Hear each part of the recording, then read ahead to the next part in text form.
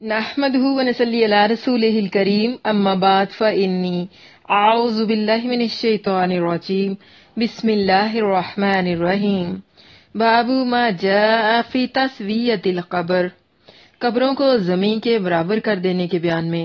باب کا نمبر ہے 56، حدیث کا نمبر ہے 1049۔ عن ابی وائل ان علی قال لابی الحیاج الاسدی، روایت ہے ابو وائل سے کہ حضرت علی رضی اللہ عنہ نے ابی الحیاج اسدی سے فرمایا، اب آسو کا اعلی ما بعثنی بہ النبی صلی اللہ علیہ وسلم ان لا تدع قبرا مشرفا الا سویتہ ولا تمثیلا الا تمستہ۔ یہ جو حدیث ہے یہ صحیح حدیث ہے۔ حضرت علی رضی اللہ عنہ نے ابی الحیاج اسدی سے فرمایا کہ میں تم کو بھیجتا ہوں اس کام کے لیے جس کے لیے نبی کریم صلی اللہ علیہ وسلم نے مجھ کو بھیجا تھا، کہ نہ چھوڑے تو کوئی قبر بلند مگر اس کو برابر کر دے، یعنی زمین کے، اور نہ چھوڑے کسی تصویر کو مگر مٹا دے اسے۔ اس باب میں حضرت جابر رضی اللہ عنہ سے بھی روایت ہے، کہا ابو عیسیٰ رحمہ اللہ نے حدیث حضرت علی کی حسن ہے اور اسی پر عمل ہے بعض علماء کا کہ حرام کہتے ہیں قبر کے بلند کرنے کو زمین سے۔ شافعی رحمہ اللہ نے کہا ہے کہ میں حرام کہتا ہوں قبر کے بلند کرنے کو، مگر زمین سے ایسی رہے کہ پہچانی جائے تاکہ اس پر کوئی اور چلے اور بیٹھے نہیں۔ باب ما جاء فی کراہیت الوطء علی القبور والجلوس علیہا والصلاۃ الیہا، اس بیان میں کہ قبروں پر چلنا، بیٹھنا اور ان کی طرف رخ کر کے نماز پڑھنا منع ہے۔ باب کا نمبر ہے 57۔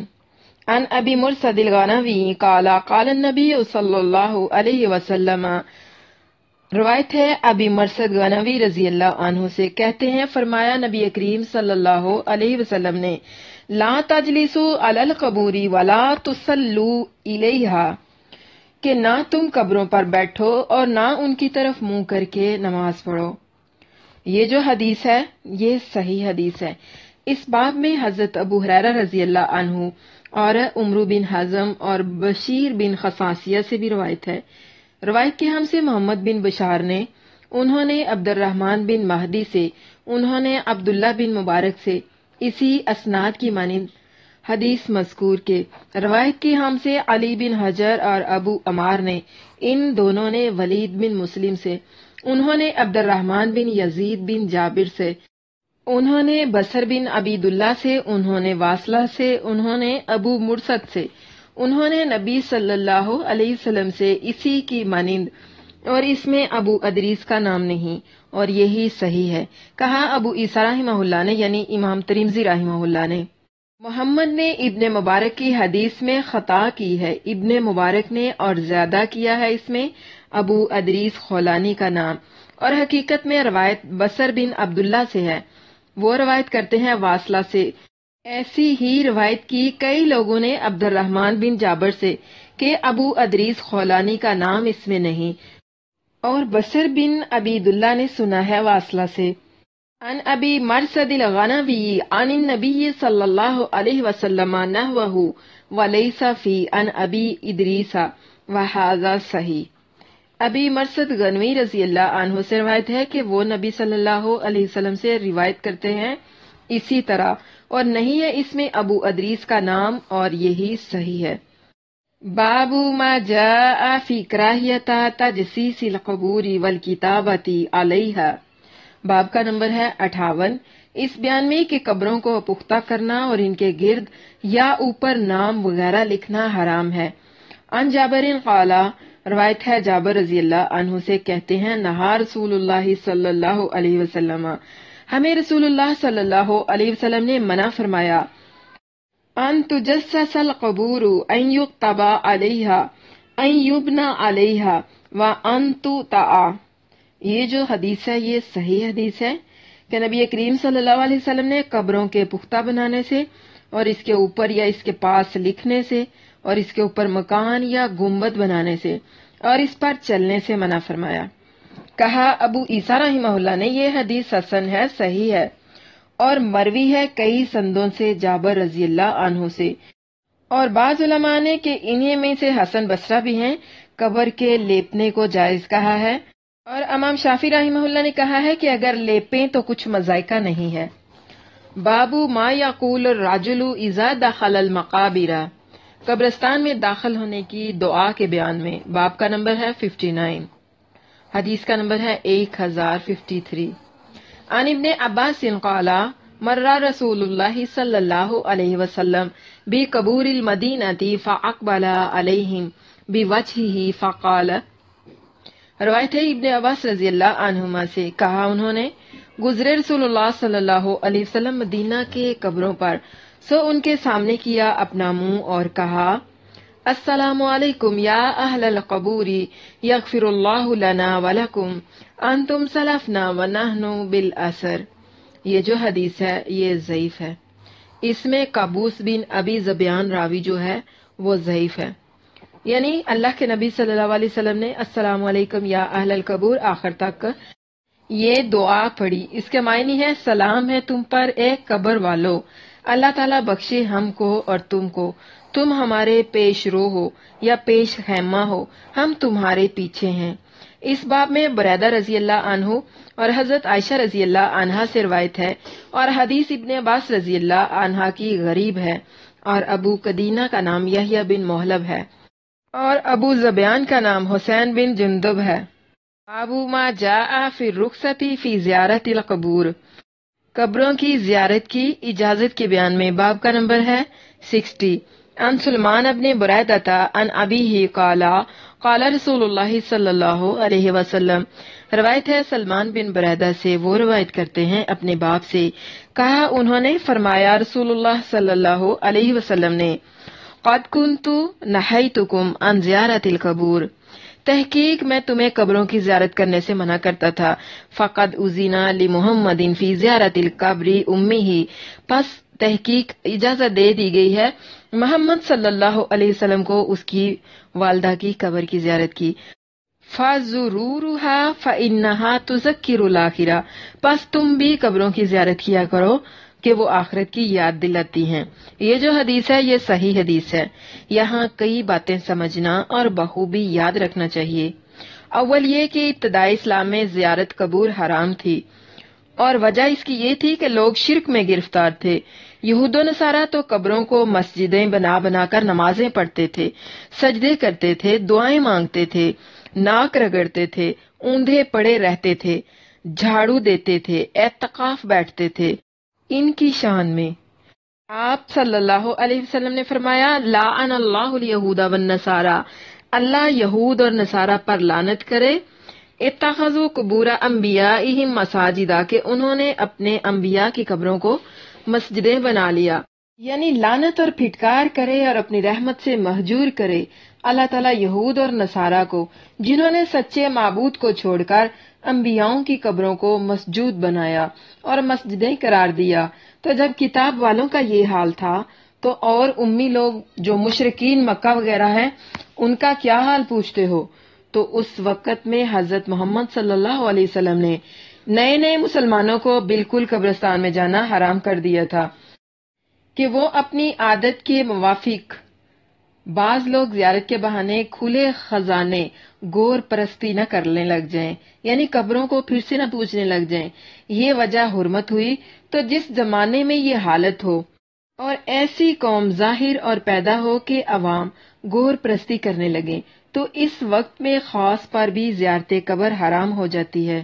چنانچہ اب ویسا ہی زمانہ ہے کہ ہر قبر پر ہزاروں ساجد جمع ہے کہ مساجد میں بھی اتنے نہیں، تو حکم حرمت کا اس علت کے ساتھ ہے جیسے شراب کی حرمت با علت نشہ ہے۔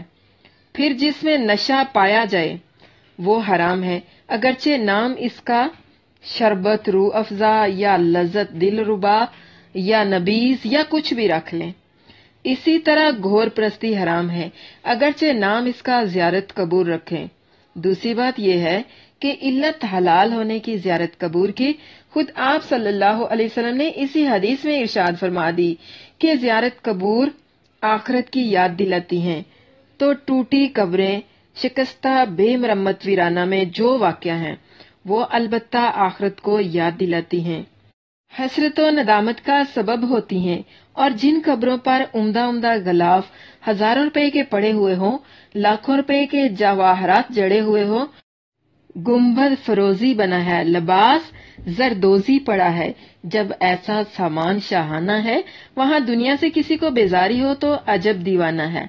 इसके देखने से तो और हवस बढ़ती है, हिर्स पैदा होती है, यानी दुनिया की तलब जो है वो और ज्यादा हो जाती है। तो वहाँ इल्लत और हिल्लत मफकूद है, बल्कि सामाने हुर्मत सब मौजूद है कि कोई सजदा कर रहा है, कोई लड़का मांगता है, कोई कहता है पीर जी मेरे बेटे को जल्दी बुलाओ, कोई कहती है मेरे खसम को बैल बनाओ, कोई सुबह को बेगुसली टांग फिसली चली आती है, हाथ में मलेदा है, सर पर संदल के हजरत के पास जाऊं तो दरवाजा रिज़्क खुले, ला हौला वला कुव्वता इल्ला बिल्लाहिल अलियुल अज़ीम। ऐसी जियारत को रसूलुल्लाह सल्लल्लाहु अलैहि वसल्लम लाहिजा फरमाते तो कुफर का हुक्म देते, हलाल और हराम किधर का है। अल्लाहुम्मा हदिना सिरातल मुस्तकीम सिरातल लज़ीना अनअमता अलैहिम गैरिल मग़दूबि अलैहिम वलद्दालिन, आमीन। इस बाब में अबू सईद और इब्ने मसूद और हजरत अबू हुरैरा और हजरत उम्मे सलमा रिज़वानुल्लाह अलैहिम अजमाइन से भी रिवायत है। कहा अबू ईसा रहमहुल्लाह ने हदीस बुरैदा की हसन है, सही है, और इसी पर अमल है उलमा का कि ज़ियारत कबूर में कुछ मज़ाइका नहीं, यानी अगर वजह मज़ाइका ना पाई जाए, और यही कौल है इब्ने मुबारक और शाफी और अहमद और इसहाक रहमहुल्लाह अलैहिम अजमाइन का। बाबू मा जाआ फी ज़ियारतिल क़बूरि लिन्निसाई, औरतों के लिए कब्रों की ज़ियारत के बयान में। बाब का नंबर है 61। अन अब्दुल्लाह इब्ने अबी मलीकता क़ाला तुवफ़िया अब्दुर्रहमान इब्ने अबी बकरिन बिन हुबाशी क़ाला फ़हुमिला इला मक्काता फ़दुफ़िना फ़ीहा फ़लम्मा क़दिमत आयशतु आतत कब्र अब्दुर्रहमान इब्ने अबी बकरिन फ़क़ालत। रवायत है अब्दुल्ला बिन अबी मलीका से, कहा उन्होंने जब वफात पाई अब्दुर्रहमान ने, जो बेटे हैं अबू बकर रजी अल्लाह अन्हु के, भाई हैं उम्मुल मोमिनीन हजरत आयशा रजी अल्लाह अन्हा के मौजू हबशी में के मक्का के करीब है। कहा रावी ने फिर उठा लाए उनको मक्के में और दफन किया इसी में।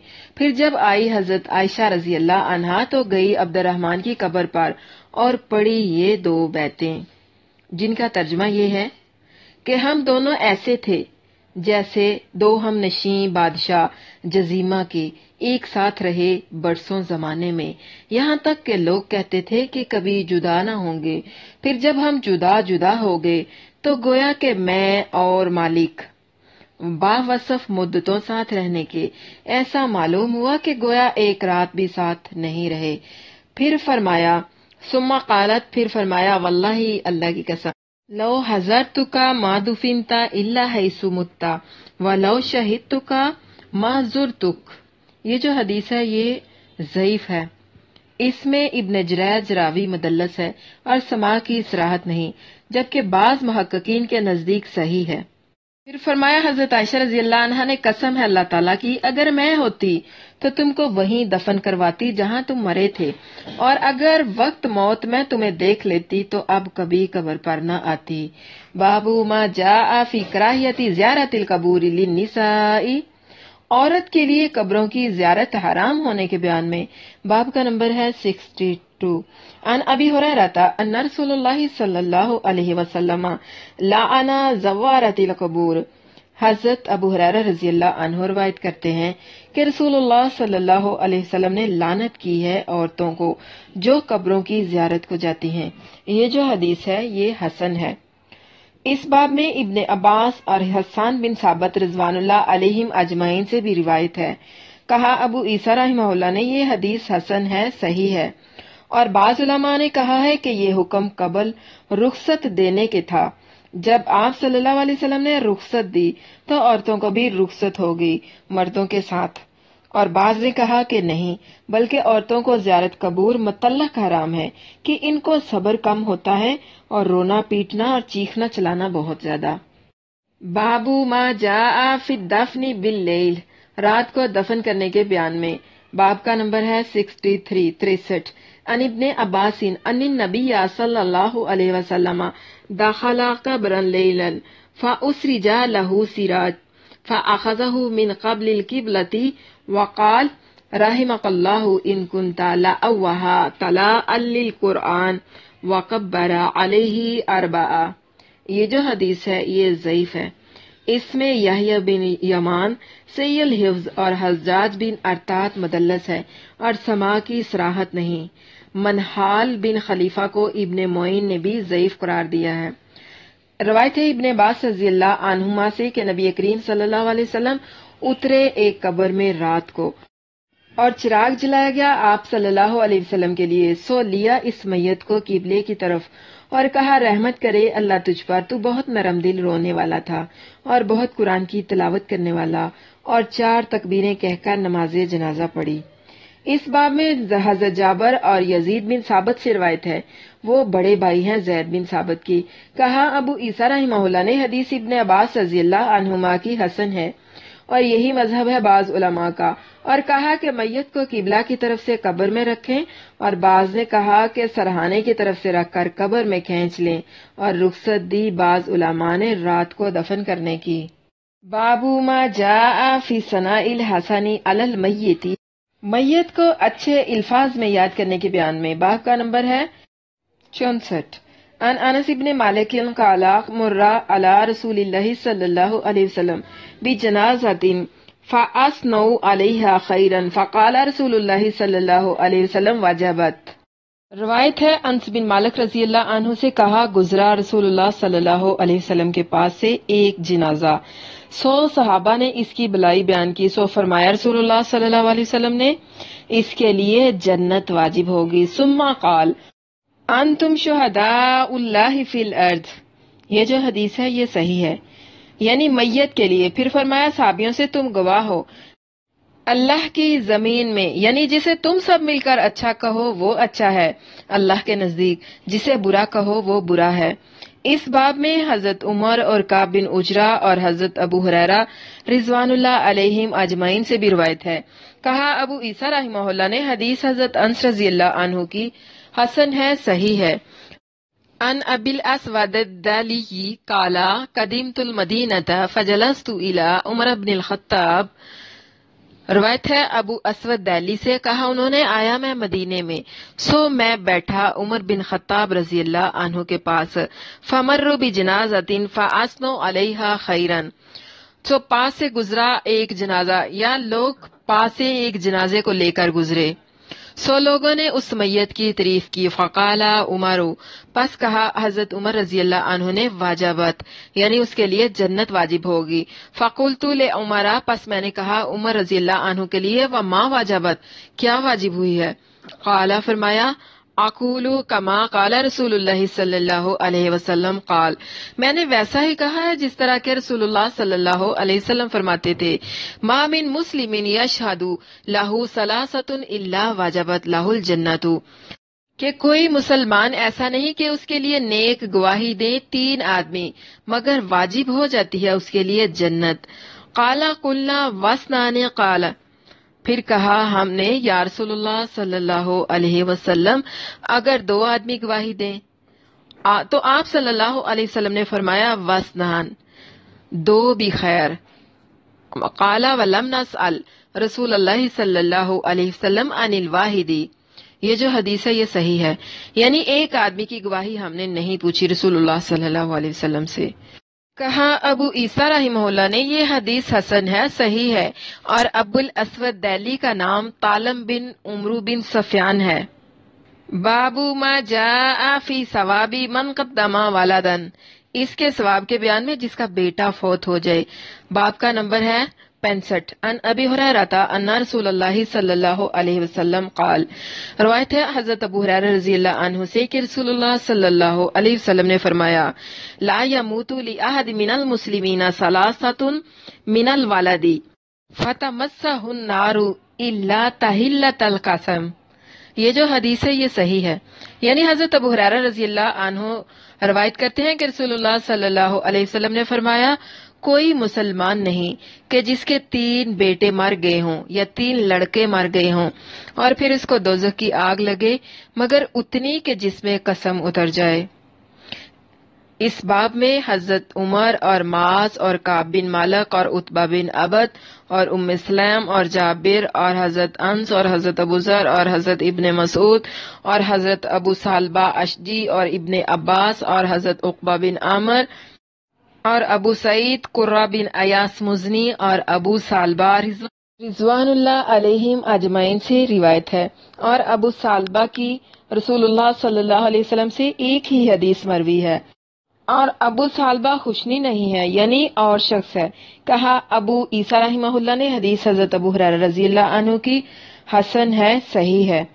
عن عبداللہ ابن مسعود قال قال رسول اللہ صلی اللہ علیہ وسلم، روایت ہے عبداللہ بن مسعود رضی اللہ عنہ سے کہا، فرمایا رسول اللہ صلی اللہ علیہ وسلم نے، من قدم ثلاثۃ لم یبلغ الحنۃ کانوا لہ حصنا حصینا من النار۔ قال ابو ذر قدمت اثنین قال، یعنی حضرت عبداللہ بن مسعود رضی اللہ عنہ روایت کرتے ہیں کہ رسول اللہ صلی اللہ علیہ وسلم نے فرمایا، جس کے آگے مر گئے یعنی فوت ہو گئے 3 بیٹے یا 3 بیٹیاں ایسے کہ ابھی جوانی کو نہیں پہنچے تھے، تو ہوں گے وہ اس کے لیے ایک مضبوط قلعہ دوزخ سے بچانے کو۔ سو حضرت ابو ذر رضی اللہ عنہ نے کہا کہ میں 2 لڑکے آگے بھیج چکا ہوں، یعنی کہ میرے 2 بیٹے فوت ہو چکے ہیں۔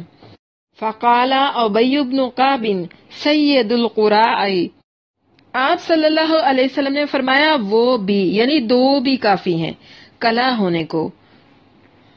قدمت واحدا قال وواحدا ولكن انما ذلك عند الصدمۃ الاولى، اور پھر ابی بن کعب نے کہا جو سردار ہیں سب قاریوں کے، میں نے بھی ایک لڑکا آگے بھیجا ہے۔ آپ صلی اللہ علیہ وسلم نے فرمایا ایک بھی قلعہ ہو سکتا ہے، مگر یہ قلعہ جب ہوں گے کہ پہلے مرنے کے ساتھ ہی صبر کرے اور نہ چیخے چلائے نہ کپڑے پھاڑے، مطلب یہ کہ جب فوت ہوئے اسی وقت اگر صبر کیا ہے تب وہ مضبوط قلعہ ہوں گے جہنم کی آگ سے بچانے کے لیے۔ اگر رو پیٹ کر کپڑے پھاڑ کر بالوں کو نوچ کر سینہ کو بھی کرنے کے بعد صبر کیا ہے تو پھر نہیں۔ کہا ابو عیسیٰ رحمہ اللہ نے یہ حدیث غریب ہے، اور ابو عبیدہ نے نہیں سنا اپنے باپ سے کچھ بھی۔ عن ابن عباس انہ سمع رسول اللہ صلی اللہ علیہ وسلم یقول، روایت ہے ابن عباس رضی اللہ عنہما سے کہ سنا انہوں نے رسول اللہ صلی اللہ علیہ وسلم کو فرماتے تھے، من کان لہ فرحتان من امتی ادخلہ اللہ بہما الجنۃ، جو کوئی شخص میری امت میں سے 2 میر منزل ہو یعنی اس کے 2 میر منزل ہوں وہ اس کے سبب سے جنت میں جائے گا۔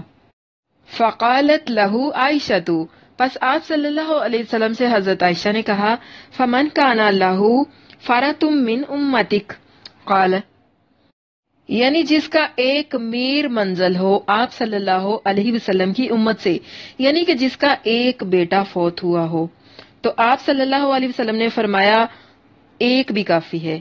ومن کان لہ فرۃ یا موفقہ، قالت فمن لم یکن لہ فرۃ من امتک، قال فانا فرۃ امتی لم یصابوا بمثلی۔ یہ جو حدیث ہے یہ ضعیف ہے، اس میں عبد رباح بن بارک حنفی کو امام نسائی نے ضعیف کہا ہے۔ حافظ تقریب میں کہتے ہیں سچا ہے مگر غلطیاں کرتا ہے، بعض محققین نے اس کی سند کو حسن قرار دیا ہے۔ پھر عرض کیا انہوں نے جس کا کوئی میر منزل نہ ہو یعنی جس کا کوئی بھی بیٹا فوت نہ ہوا ہو، تو آپ صلی اللہ علیہ وسلم نے فرمایا میں اس کا میر منزل ہوں، یعنی کہ اپنی امت کا، ہر اس شخص کا جس کا کوئی بھی بیٹا فوت نہیں ہوا اس کا میں میر منزل ہوں، کیونکہ کسی کی جدائی کی تکلیف ان کو ایسی نہیں جیسی میری جدائی کی ہے۔ کہا ابو عیسیٰ رحمہ اللہ نے یہ حدیث حسن ہے، قریب ہے، نہیں جانتے ہم اس کو مگر عبد رباح بن بارک کی روایت سے، اور روایت کی ان سے کئی اماموں نے۔ حدیث کے روایت کی ہم سے احمد بن سعید مرابطی نے، انہوں نے حبان بن حلال سے، انہوں نے عبد رباح بن بارک سے، سو ذکر کی حدیث اسی کی مانند، اور سماک بن ولید حنفی کی کنیت ابو زمیل حنفی ہے۔ بابو ما جاء فی الشہداء من ہم، اس بیان میں کہ شہید کون لوگ ہوتے ہیں۔ باب کا نمبر ہے 66۔ عن ابی ہریرہ ان رسول اللہ صلی اللہ علیہ وسلم قال، روایت ہے حضرت ابو ہریرہ رضی اللہ عنہ سے کہ رسول اللہ صلی اللہ علیہ وسلم نے فرمایا، الشہداء خمس، یعنی 5 لوگ جو ہیں وہ شہید ہیں، المطعون والمبتون والغارق وصاحب الحدم والشہید فی سبیل اللہ۔ یہ جو حدیث ہے یہ صحیح حدیث ہے، یعنی 5 لوگ جو ہیں وہ شہید ہیں۔ ایک طاعون یعنی وبا سے مرنے والا، دوسرا وہ جو پیٹ چل کر دستوں سے مرے، مطلب پیٹ کی بیماری سے مرنے والا، تیسرا جو ڈوب کر مر جائے، چوتھا جو دب کر یا دیوار یا مکان کے نیچے مرے، پانچواں جو اللہ کی راہ میں جہاد میں فوت ہو جائے۔ اس باب میں حضرت انس اور حضرت صفوان بن امیہ اور جابر بن عتیق اور خالد بن عرفت اور سلمان بن سرد اور ابو موسیٰ اور حضرت عائشہ رضی اللہ عنہما سے روایت ہے۔ کہا ابو عیسیٰ رحمہ اللہ نے حدیث حضرت ابو ہریرہ رضی اللہ عنہ کی حسن ہے، صحیح ہے۔ روایت ہے ابو اسحاق سبی سے، کہا انہوں نے سلمان بن سرد نے خالد بن عرفت سے یا خالد نے کہا سلمان سے، کہا سنا نہیں تم نے رسول اللہ صلی اللہ علیہ وسلم کو فرماتے تھے، من قتلہ بطنہ لم یعذب فی قبرہ، کہ جس کو مارا اس کے پیٹ نے، یعنی ہیضہ یا بدہضمی سے یا کسی پیٹ کے اور عارضے کی وجہ سے، تو اس پر عذاب قبر نہ ہوگا قبر میں۔ سو کہا کسی نے ان دونوں میں سے، یعنی سلمان نے یا خالد نے، ہاں بے شک سنا ہے میں نے آپ صلی اللہ علیہ وسلم سے، یہ جو حدیث ہے یہ صحیح ہے۔ کہا ابو عیسیٰ رحمہ اللہ نے یہ حدیث حسن ہے، غریب ہے اس باب میں، اور مروی ہے اس سند سے بھی۔ باب ما جاء فی کراہیت الفرار من الطاعون، اس بیان میں کہ طاعون سے بھاگنا منع ہے۔ باب کا نمبر ہے 67۔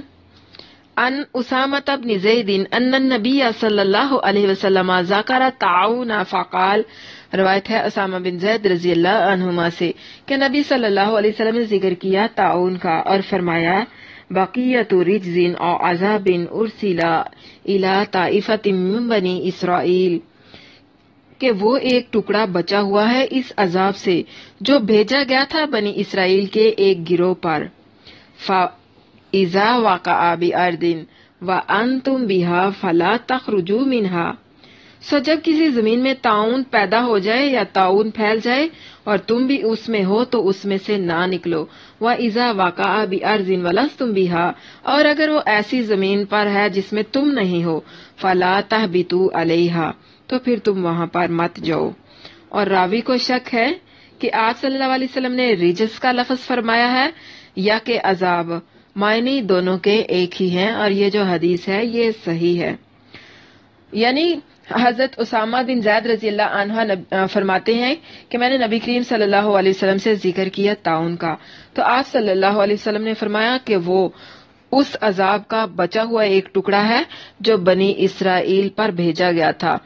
سو جب بھی طاعون پھیلے، یعنی کسی بھی علاقے میں اگر طاعون کی بیماری پھیل جاتی ہے یا طاعون پھیل جاتا ہے، طاعون ایک وبا ہی ہے، جس طرح کہ ہمارے آج کل یہ کرونا وائرس پھیلا ہوا ہے، یہ ایک وبا ہے۔ جب کسی علاقے میں طاعون پھیل جائے تو اس علاقے سے آپ نکل کر مت جائیں، اور اگر آپ کسی ایسے علاقے میں ہیں جہاں پر طاعون نہیں ہے تو آپ اس علاقے میں مت جائیں جس میں طاعون کی بیماری پھیلی ہوئی ہے، یعنی احتیاطاً کہ جس جگہ پر وبا ہے آپ وہاں پر نہ جائیں، اور اگر آپ وہیں پر موجود ہیں تو پھر وہیں پر رہیں، وہیں سے نکلیں مت، بلکہ وہیں پر ہی رہتے ہوئے اپنے حفاظتی جو اسباب ہیں ان کو اپنائیں۔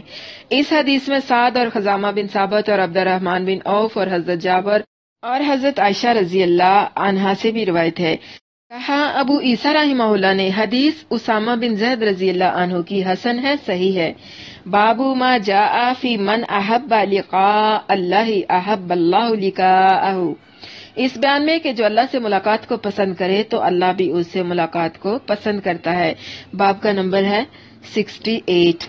عن عبادہ بن صامت عن النبی صلی اللہ علیہ وسلم قال، روایت ہے عبادہ بن سامت رضی اللہ عنہ سے کہ نبی کریم صلی اللہ علیہ وسلم نے فرمایا من احب لقاء اللہ احب اللہ لقاءہ ومن کرہ لقاء اللہ کرہ اللہ لقاءہ، جو اللہ کو ملنا چاہے اللہ بھی اس کو ملنا چاہتا ہے، اور جو اللہ کو ملنا اچھا نہ سمجھے یا اللہ کو ملنا نہ چاہے تو اللہ تعالیٰ بھی اسے ملنا پسند نہیں کرتا۔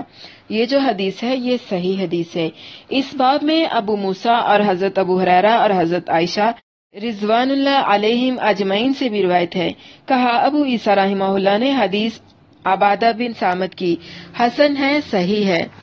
عن عائشہ انہا ذکرت ان رسول اللہ صلی اللہ علیہ وسلم قال، روایت ہے حضرت عائشہ رضی اللہ عنہا سے، انہوں نے ذکر کیا رسول اللہ صلی اللہ علیہ وسلم نے فرمایا من احب لقاء اللہ احب اللہ لقاءہ، یعنی جو اللہ سے ملاقات سے محبت رکھتا ہے تو اللہ تعالیٰ بھی اس سے ملاقات سے محبت رکھتا ہے۔